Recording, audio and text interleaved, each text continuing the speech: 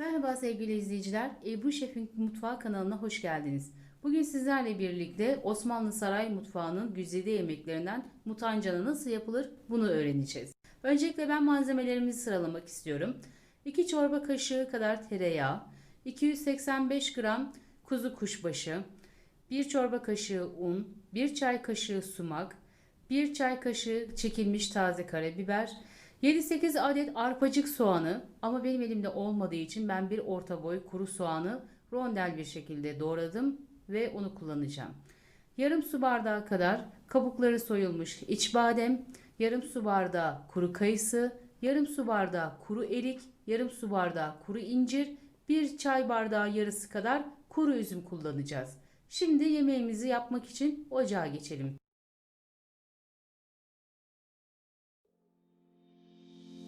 Tenceremize öncelikle 2 çorba kaşığı kadar tereyağı koyuyoruz.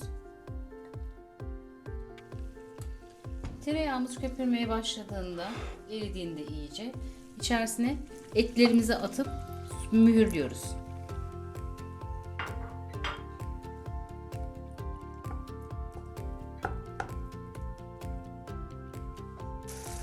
Etlerimiz tencerede kızarmaya başladılar. İyice mühürlüyoruz.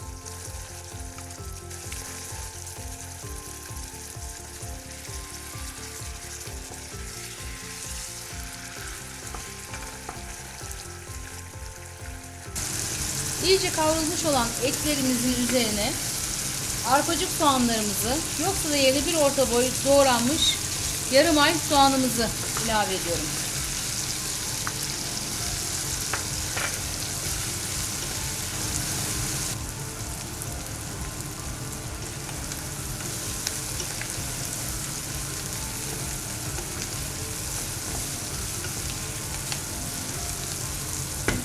Soğanlarımız sotelendikten sonra bir çorba kaşığı kadar unumu ilave ediyorum.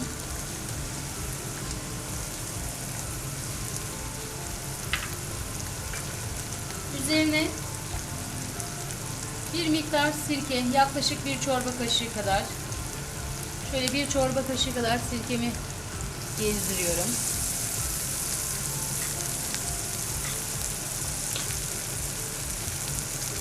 Ve karıştırıyorum.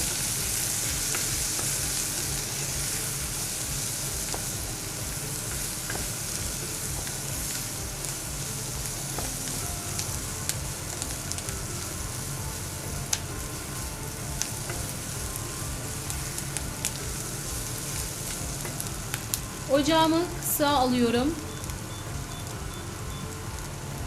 ve üzerine su ilavesi yapıyorum.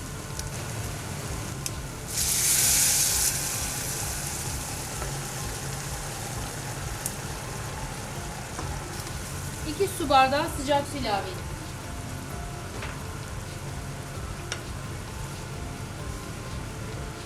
Güzelce karıştırıyorum. Tenceremin kapağını kapatıp yaklaşık 50 dakika pişmesini bekliyorum. Haşlanan etimizin üzerine şimdi malzemelerimizi sırasıyla yerleştiriyoruz. Kuru kayısılarımızı, kuru incirlerimizi, kuru üzümlerimizi, kuru eriklerimizi ve bademlerimizi atıyoruz. Önce güzelce bir harmanlıyoruz.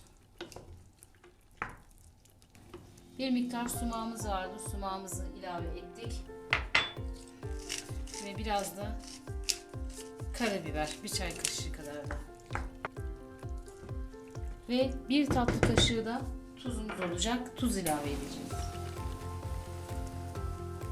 Kontrollü bir şekilde bir tatlı kaşığı tuzumuzu da attık. Ve güzelce karıştırıyoruz yemeğimizi. Yaklaşık bir 10 dakika daha kaynamaya bırakıyoruz. 8 dakika yemeğimizi kaynattık. Şu an görüldüğü üzere hafif sulu bir kıvamı var. Şöyle göstereyim.